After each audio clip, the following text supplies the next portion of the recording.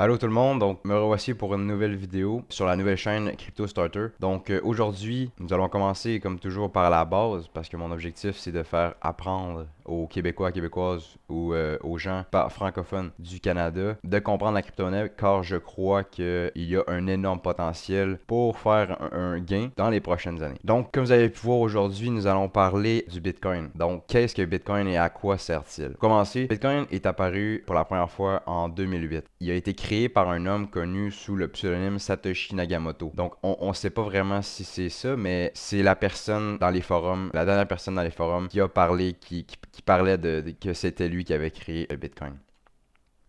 Donc, quand est-il apparu? En fond, en 2008, ça c'est durant la crise financière mondiale de 2007-2008, marquée par une crise, un manque de liquidité et de solvabilité au niveau des banques et des États. Une partie de la population a perdu d'une certaine manière la confiance envers le système monétaire dans lequel il faisait partie. Il n'était juste pas d'accord avec le fait que trop de pouvoir était accordé au gouvernement pour faire fonctionner le système financier. Et donc, c'est à ce moment que Bitcoin est né. Cette crypto-monnaie avait pour la première fois une réelle utilité comparativement à ses prédécesseurs. Le but de celle-ci, c'était et encore aujourd'hui son objectif, de créer une réserve de valeur décentralisée comparativement à l'or, qui ne peut pas être contrôlé par les gouvernements et les banques centrales mondiales. Et donc, ça permet à ces utilisateurs d'avoir complètement le contrôle de leurs avoirs. Et donc, c'est ça. C'est dans une simplicité extrême, le Bitcoin, c'est ça. Mais si on comprend ses convictions, donc quel est son objectif principal? Donc, le Bitcoin a été inventé pour échapper au pouvoir démesuré des banques et de leur centralisation. La décentralisation, en fait, c'est la puissance de Bitcoin, puisque le fait qu'il soit partout,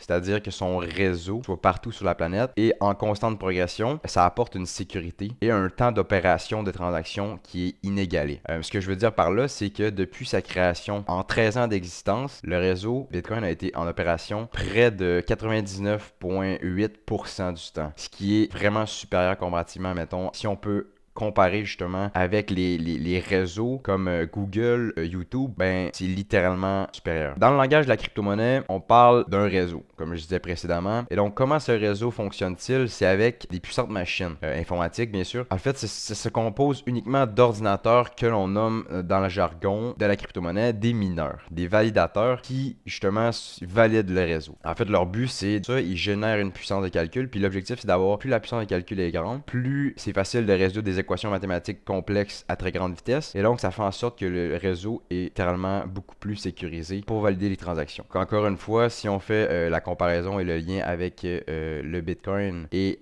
les banques traditionnelles, l'objectif, c'est d'enlever le lien de confiance qu'ont les institutions bancaires, c'est-à-dire les nombreux intermédiaires qui doivent faire face comparativement à Bitcoin que tu n'as pas besoin de larguer, de déléguer en fait ton argent à des personnes, à des êtres humains. C'est un ordinateur qui contrôle tout ça. Et donc le but de Bitcoin est que toi seul possèdes et contrôle ton argent. Donc ici on peut voir justement l'image de la carte du monde avec justement tous les points où est-ce que le réseau Bitcoin est. On peut constater qu'il est partout sur la planète et donc très sécurisé. On rentre en détail en fait le réseau. Tantôt, je parlais de réseau. Eh bien, le réseau Bitcoin se nomme la blockchain.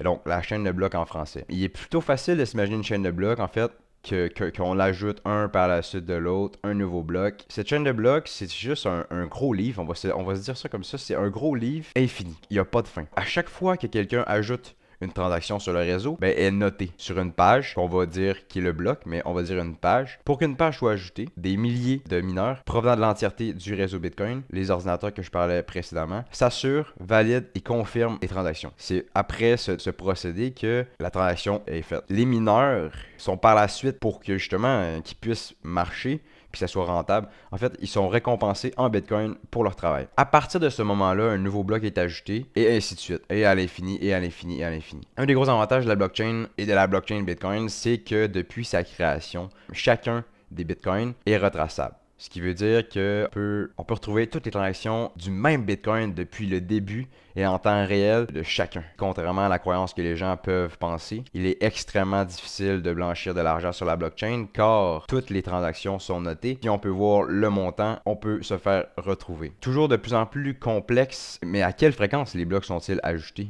validé sur la blockchain. Ça varie en fonction de l'algorithme de la crypto-monnaie. Et donc, dans le cas du Bitcoin, qui fonctionne sous un algorithme qui est le SHA 256, ce qui est important à comprendre ici, c'est que Bitcoin fonctionne sur la preuve de travail, Proof of Work en anglais. Proof of Work, ça a le but d'utiliser des ordinateurs pour qu'un bloc soit validé, et donc dans le cas du Bitcoin, toutes les 10 minutes. Et ce, pour le reste de sa vie, jusqu'à la fin que tout Bitcoin soit miné. La puissance de calcul, donc l'algorithme des mineurs, qu'on appelle en fait dans le jargon le hachage, il se doit d'être assez grand pour pouvoir résoudre l'équation mathématique en exactement 10 minutes, puisqu'à chaque 10 minutes, la dernière personne qui va avoir validé la transaction va recevoir des bitcoins. Aussi, la difficulté du réseau se régule. Donc, les mineurs font face à une difficulté du réseau qui est régulé tous les 2.016 blocs. En fonction de la puissance qui est accordée en temps réel au réseau, elle se doit d'augmenter si le nombre de mineurs augmente et de diminuer si le nombre de mineurs diminue, pour balancer, faire en sorte que la rentabilité soit toujours la même. Les validateurs du réseau sont récompensés pour leur travail en une quantité bien définie par l'algorithme de Bitcoin. Tous les validateurs dans le réseau, toutes les 10 minutes, un validateur est défini pour confirmer la dernière transaction du bloc, comme je disais tantôt.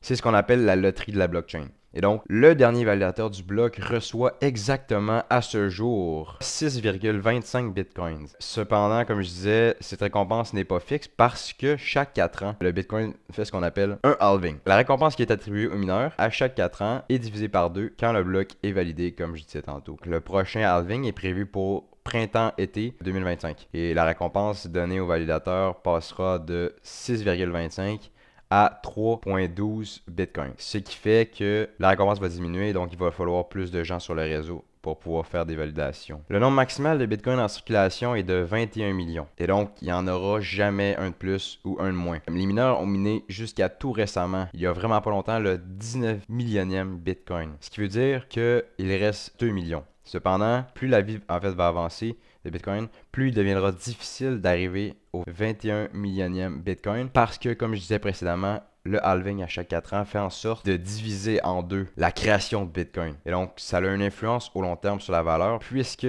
la demande deviendra toujours plus forte comparativement à l'offre qui va faire en sorte qu'elle va être de moins en moins grande. C'est tout pour aujourd'hui. Donc, le Bitcoin, voici le Bitcoin. Mini présentation simplifiée qui, selon moi, sont les points les plus importants à savoir. Merci de m'avoir écouté. Puis, on se retrouve pour une nouvelle vidéo. N'oubliez pas de liker la vidéo si possible et de vous abonner. Ça va m'aider à faire grossir la chaîne et à vous faire des meilleures vidéos. Donc, merci.